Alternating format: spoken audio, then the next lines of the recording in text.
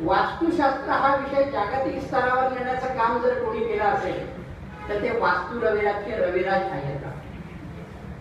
ह्या विषयावरती बऱ्याच तऱ्हेचे लोकांचे मतभेद असू शकतात, या संदर्भामध्ये लोक चर्चा करत असतात.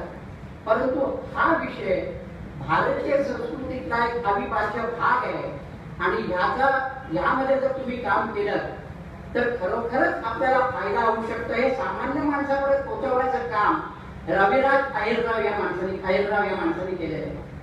हे मूळचे कल्याणचे, पण आज देशभर काय जगभर प्रवास करत असतात.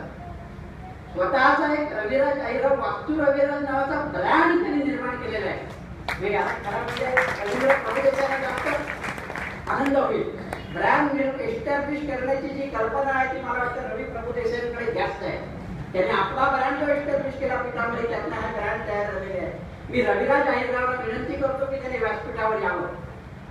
त्यांचा सत्कार शंतनू भडकमकर करतील. ते त्यांच्या पत्नी या व्यवसायात असतात. जगभरात प्रवास चालू असतो आणि प्रचंड मोठ्या प्रमाणावर काम करतात.